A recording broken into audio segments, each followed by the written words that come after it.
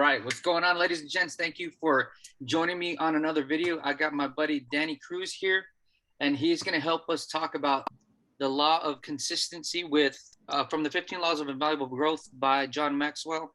And that law is motivation gets you going, discipline keeps you going. And so before I get into it, I just want to ask you, Danny, what have you been up to? Anything that you're celebrating, anything that would excite others in the world? What do you got going on? Yeah, I'm on your, I'm on your video recording. I'm here.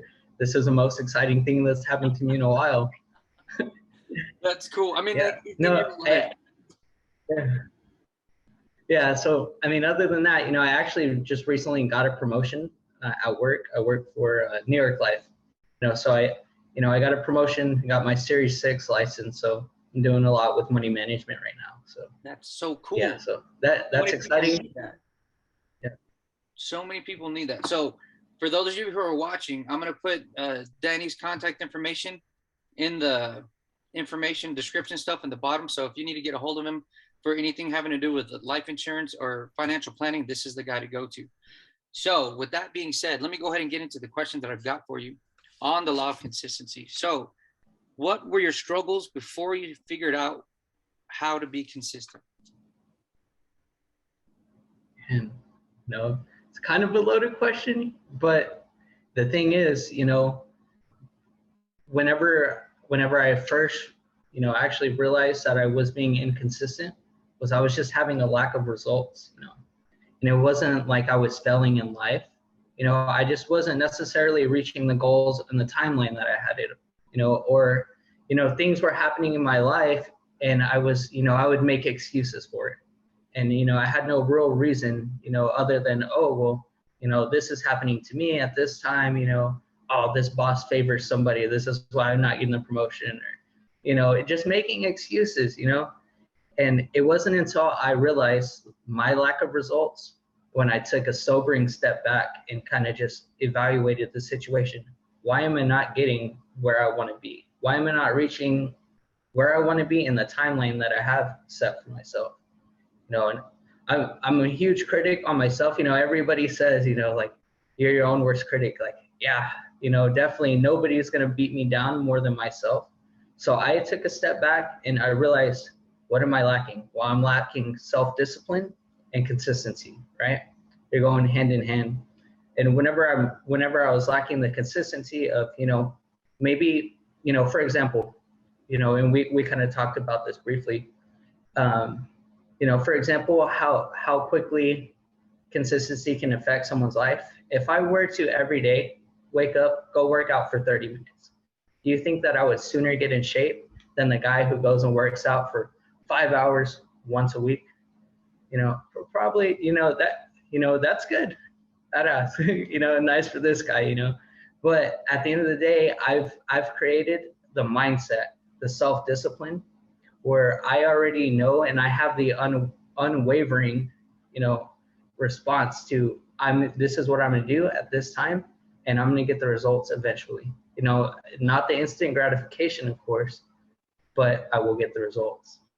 And it's the habits that you create, because you can sit there and say, I want to do this, but if you don't take the action, and if you don't take the action consistently, repetitively, because consistency breeds habit, and habit becomes an easy thing to do, because if you don't have to think about it, because it's just what you do, it's not hard anymore. That's awesome. Right.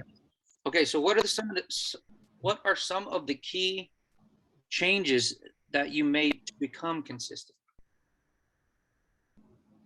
Well, for me personally, as I've gotten older in my adult life, I realized I was being inconsistent. So I put everything on the calendar, that's for me. And that's the things that I have on my calendar. Again, like it's unwavering. If I have this time, set aside, this is a time that I'm doing extra training, I'm doing extra reading. Nothing is going to come in between that, because once I give that up, now I'm allowing myself to make an excuse. Well, I'm a little tired. Oh, okay. Well, I'm tired every day. You know what I mean? Like, yeah. I just like give myself an excuse, right? So I try and live and die by my calendar, because it helps me, you know, like you were saying, like, you know, consistency creates habits, and the habits will eventually create success, you know. So yeah. I'm, you know. The tired thing, that's funny that you say that. I was reading somebody posted something about the decisions that we make. And you can be tired and poor or tired and wealthy. So choose your tired. You know what I mean? So it's the choices that you make, and you are ultimately responsible for that. You are ultimately responsible for your life, nobody else. Right. Good, man. Yeah, and that's another thing, you know, holding yourself consistently accountable. You know, if you're letting yourself waver, you know, slack off one day, well, this is my cheat day. Oh, well, your cheat day turns into cheat couple days, and it's a cheat week. Then you're like, oh, you know, I used to do this, you know. Absolutely. Yeah, so. One of the things that I started for myself was a video journal of my accountability. Like, I am my own accountability partner, because I'm, like you said, I'm the hardest person on myself. So what I do is, as my schedule, like you said that your calendar is paramount. If it's on your calendar, it has to happen, and in the order that it needs to happen. So what I did is, I have the calendar, I put everything down, and then the next day I do a journal, a video journal of whether I did it, whether I did it, why or why not, and what am I going to change to make sure that I don't not do it again. And so I've got a whole series on that of just journal accountability. And I'm literally just talking to myself, this is what you said you were going to do. Why didn't you do it? Or not that aggressively. This is what you said you're going to do. Let's talk about what kept you from doing it and what you have to change. So I was like, that's cool. It's right here, right here. Okay, so the last question I've got for you here is, how have you benefited from making these changes, making these choices, and implementing your action plan?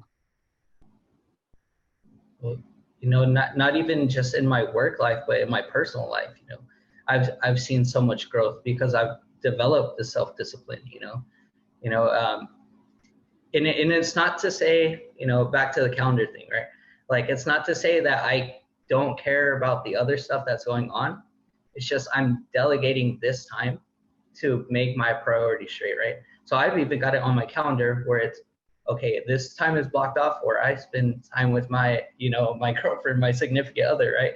You know, and that's just her time, you know. So something as simple as that, you know, it helps with my relationship, you know, and it's unwavering, you know. I don't let work get in the way. I turn off the laptop, you know, maybe we're sitting on the couch just watching TV, but I'm with her, you know. So right. that time is to her. When I'm working, whenever, you know, whenever I'm working out, you know, like unwavering. So. And it's good, yeah, because all in all, it's benefited me.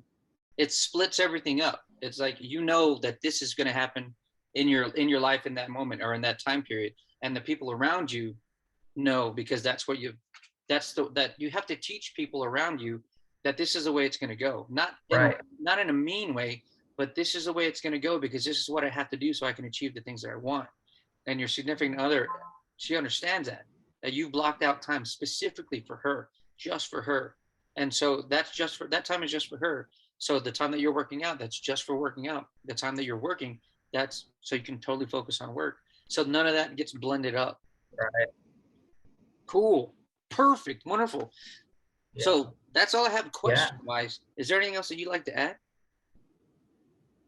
No, you know, to kind of add on, you know, teaching, you know, that's the second part of the struggle, right? You've evaluated, you've recognized, you've made a plan, and you're implementing it.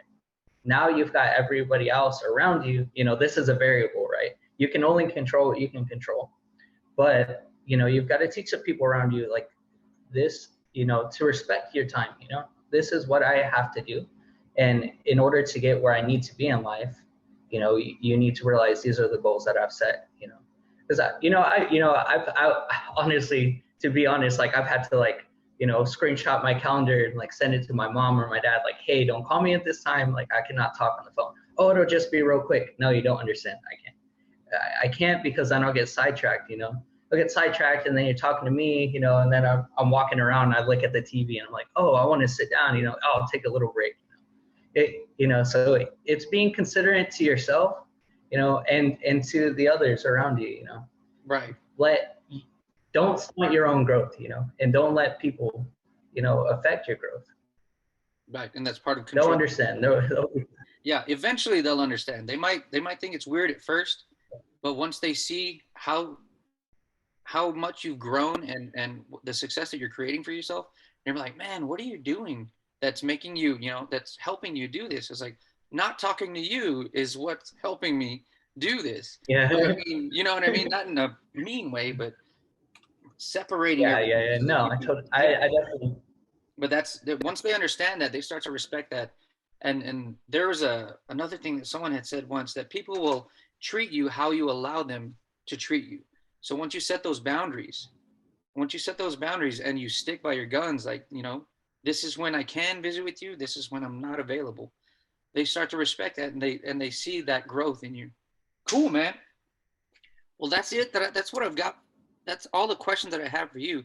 Like I said, the goal for this series is to get people to see that success can happen in their lives, not just like super rich people or, you know, stuff like that. I want them to see that these principles are foundational, and that anybody can benefit from these. All they have to do is apply them. So I'm going to put Danny's information in the stuff in the bottom. For those of you who are watching, like, subscribe, and give me a takeaway that you got. Let me know if there's anything that like smacked you in the face, like, wow, that makes total sense. So that's it for me, Danny. If you don't have anything else, I'm going to go ahead and cut it off. No, that works. I thank you for having me, David. You know, another time, whenever you ever want to sit and talk, we can do this again. I actually do want to visit with you about that, because I know you're doing the New York Life stuff, and I would like to see the whole shebang in action, how you present to people, and the options people have. So like, if you would do that for me so that I can show people how you can do that for them, that's going to be in a total separate video, but I'd like to do that so that people can see that this is who you're talking to, and this is how he does it. Cool? Thank you. I appreciate that. Rock on, sir. I'll talk to you soon. All right. All right. Bye.